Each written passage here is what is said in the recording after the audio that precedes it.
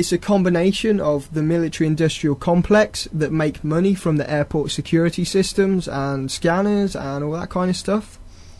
It helps the Obama administration that needs something to help Obama sort of regain his support so he can look like a competent leader that saved everybody from this evil Cartridge Inc. thing.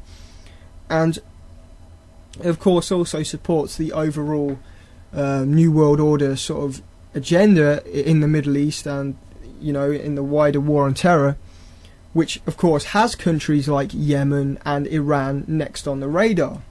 So it supports the establishment at so many levels, it just reeks of a false flag. It's too convenient. And there's some more to it. A July 6, 2010 Fox News report, the headline reads, "Dubai rejects full body scanners because they contradict Islam." So what happens?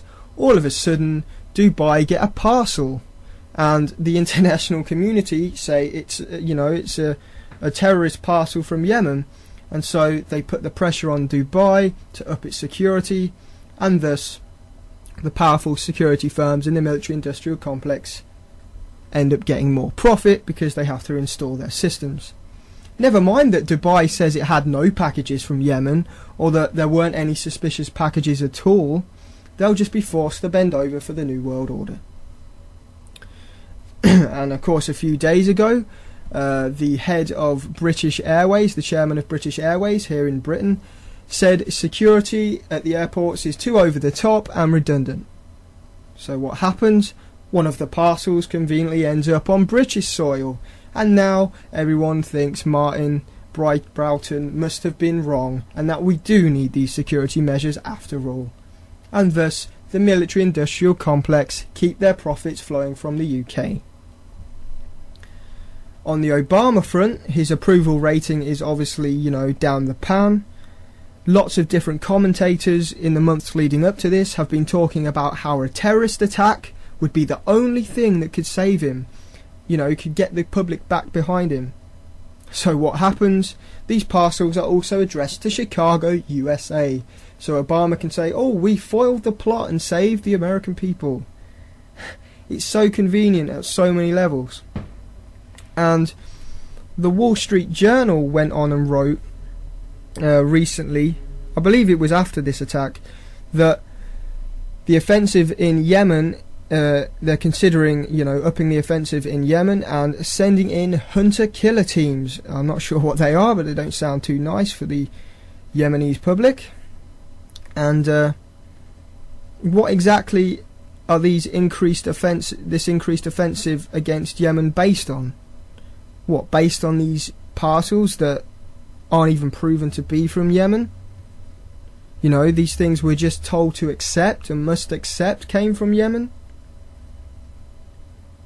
It's just so obvious to anyone that's done a slight bit of research into any of it.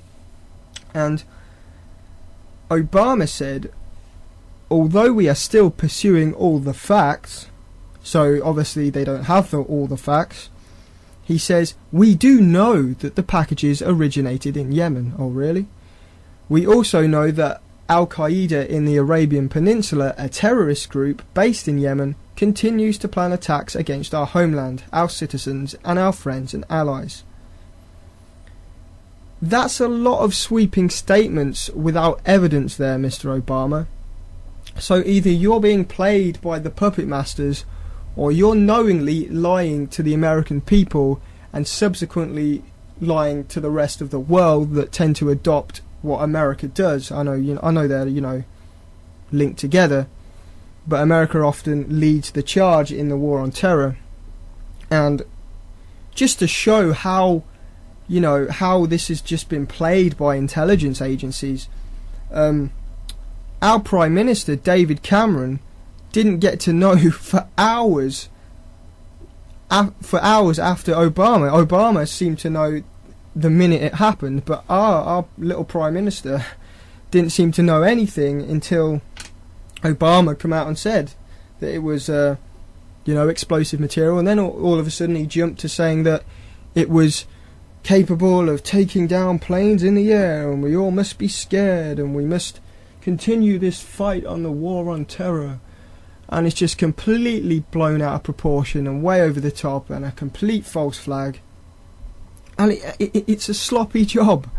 Every single one of these attacks in recent years have been completely ripped apart within days of them happening. But the machine keeps trudging along, the media keeps spewing out their rubbish, and the masses seem to just follow whatever they say.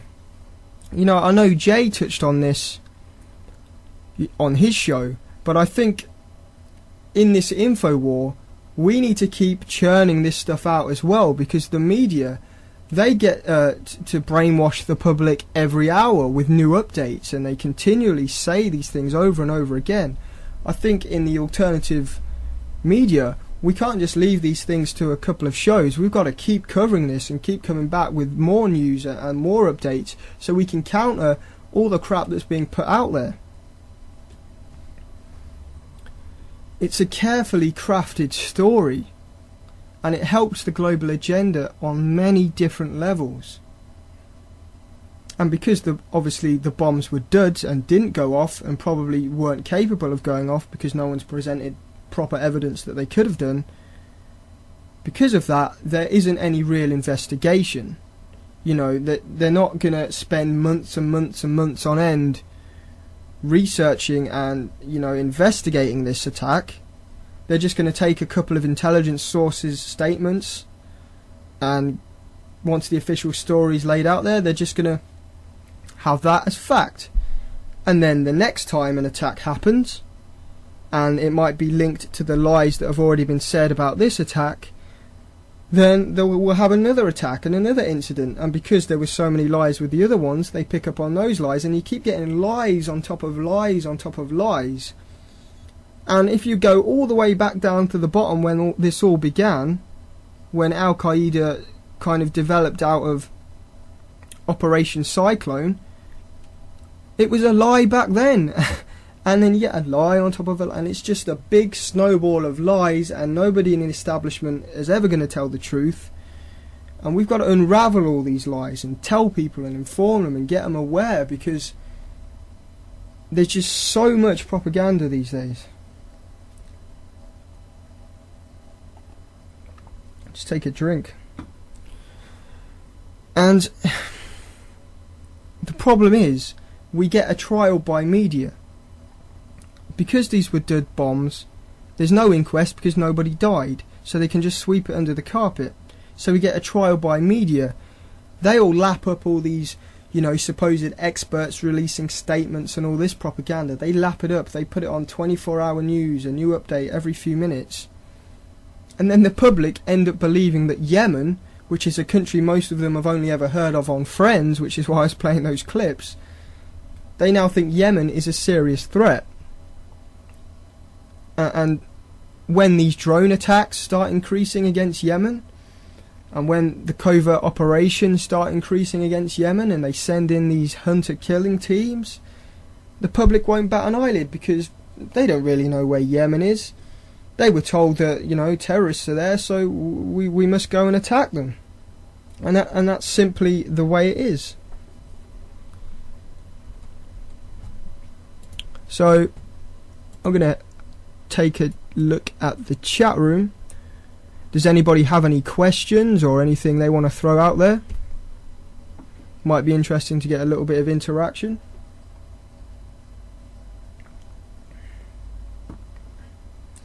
There's not really anything else I wanted to cover today other than that thing. I know some reports have come out today about the obvious, you know, they're increasing security on these cargo planes. I think they stopped people travelling with ink cartridges, you know, because ink cartridges are now bombs.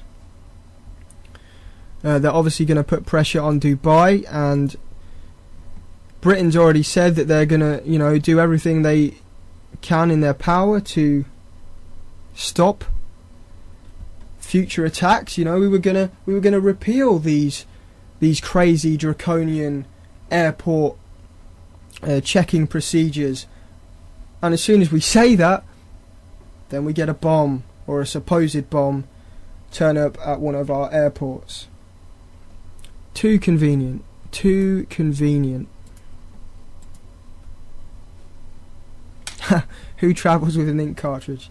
I know, basically, we're getting all these poor geeks who, you know, all these office people that, you know, need to refill their ink cartridges. Now they can't do that because some Yemenese person supposedly sent one. Crazy.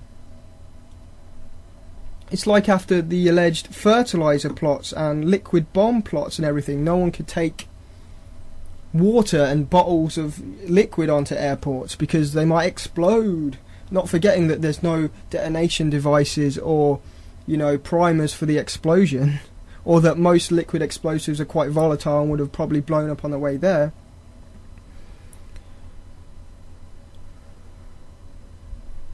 Completely bizarre. Anyway, we've only got about 4 minutes remaining. Be sure to check out all of this week's shows. In fact, I've drawn a blank and can't even remember what shows we do have. I think Jay's sticking around for a couple more weeks, so I think we'll be getting his next week as well. Of course, we've got Mr. Brit on Fridays, and we now have Lee Woodberg, I want to say Sundays. I did miss his show because I was in, obviously, Leeds and Sheffield.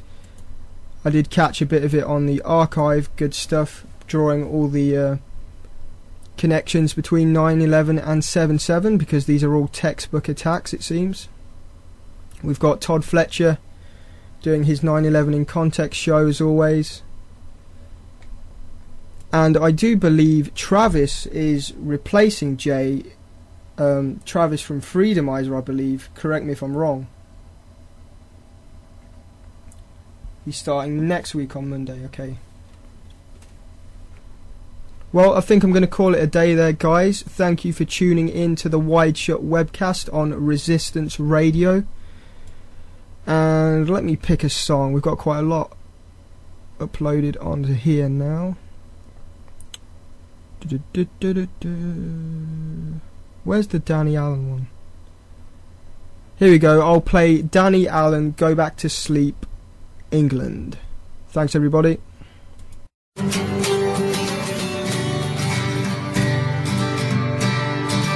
Go back to sleep, England.